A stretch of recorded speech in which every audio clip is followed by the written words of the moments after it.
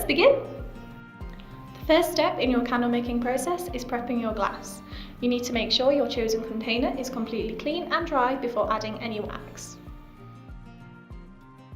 I am now going to add my wick to the centre of my candle glass by attaching my wick sticker to the bottom of the wick, like so, and placing my wick in the centre of the candle glass. There we are. Let's push that down, make sure it's all secure. Now our container is prepped and ready, it is time to weigh out our wax. For today's video, we will be measuring out 160 grams of wax to fill a 20 cl glass. Use your wax scoop to pour out your wax and weigh 160 grams. We will need a little bit more then. Let's pour a little more in and see. 160. Brilliant. With our wax ready, we can begin melting it. I will be using the double boiler method today to melt my wax, so make sure your pan is filled about halfway with boiling water and place in a hob or hot plate as I have here. Place your bowl of wax inside the pan and add your thermometer to monitor the temperature of the wax as it melts. Keep the temperature on medium heat and remember not to let your wax exceed 80 degrees Celsius as it melts.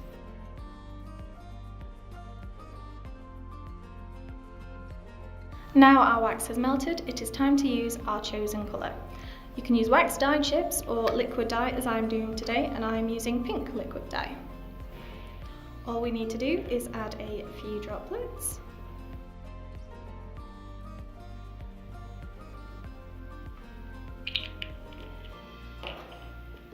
And stir gently until the colour has spread evenly. If I wanted a stronger colour, all I would do is add some more drops. The next step is adding fragrance to your candle, if you want to scent it, that is. But to do that, you need to have let your wax cooled to 65 degrees. So as you can see, I have removed my wax from the heat and placed it on a cooling rack, and now I will monitor its temperature until it has cooled down to 65 degrees. Now our wax has cooled to 65 degrees, it is time to add our chosen fragrance. We suggest using 6 to 10% of fragrance oil to your measured wax. Therefore, as I have used 160 grams of wax today, I will be using 16 grams of fragrance oil, which I have already pre-measured. And I will stir my wax and fragrance oil together for at least 1 minute to make sure everything has mixed well.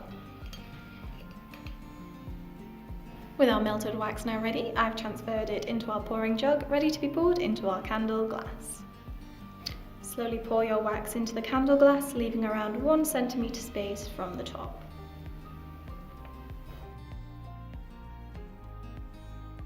I will now add our wick centering tool, making sure the wick is centered tight and upright as our candle begins to set. You may notice, as your candle is setting, that a sinkhole may appear around the center of the wick. Don't worry, this can be quite common as wax naturally shrinks as it sets. What we can do here is let our candle set for around 20 to 30 minutes until it is still warm but not fully hardened. We can then pour any leftover wax into the sinkholes until there is a smooth, flat surface. We will then place the wick centering tool back onto the candle, making sure the wick is suspended tight and upright as the candle sets.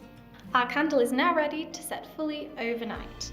We advise not touching the candle as you let it set, as wax may spill up the sides and set on the glass.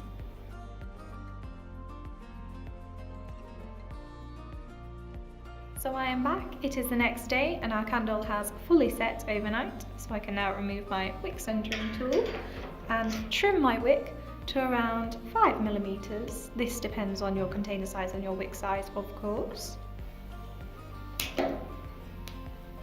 And now our candle is ready to light. And there you go, you've made your very own candle at home.